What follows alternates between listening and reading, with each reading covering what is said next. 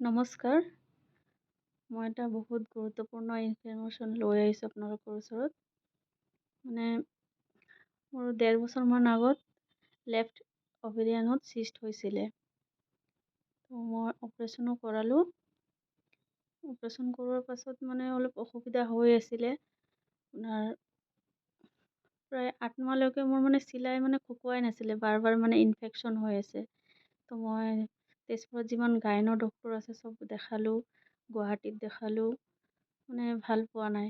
তাৰপিছত মই নিউ দিল্লীত দেখালোঁ, মানে ডাঙৰ চাৰ্জন এজনক দেখালোঁ।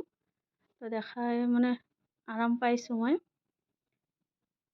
আৰাম পোৱাৰ পিছত আকৌ ১.৫ বছৰ পিছত ছেম তেনেকাই মানে এনেকা মানে চিষ্টৰ যিমান লক্ষণবিলাক দেখা পাই আছিলোঁ।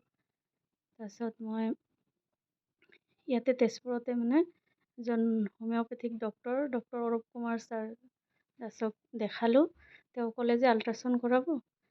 আল্ট্ৰাচাউণ্ড কৰালোঁ, তাকো মানে তেনেকাই লেফ্ট অভেৰিয়ানত আকৌ চিষ্ট হৈছে বুলি ছাৰে ক'লে। তাৰপিছত মানে ছাৰৰ মেডিচিন খাই মানে আজিৰ ডেটত মোৰ মানে আকৌ মানে আল্ট্ৰাচাউণ্ড আকৌ কৰালোঁ আপোনাৰ ৪ মাহ পাছত। মোৰ মানে চিষ্টটো আকৌ নাইকিয়া হৈ গৈছে। আল্ট্ৰাচাউণ্ডৰ ৰিপৰ্টত ওলাইছে মোৰ চিষ্ট নাই।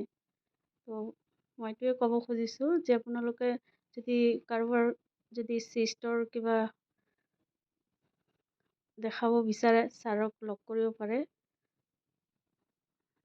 হোমিঅ'পেথিক ডক্তৰ অৰূপ কুমাৰ দাস ছাৰক দেখালে আপোনালোকে আৰাম পাব। বিনা চাৰ্জাৰীতে মানে বেমাৰ ভাল পাই যাব। ধন্যবাদ।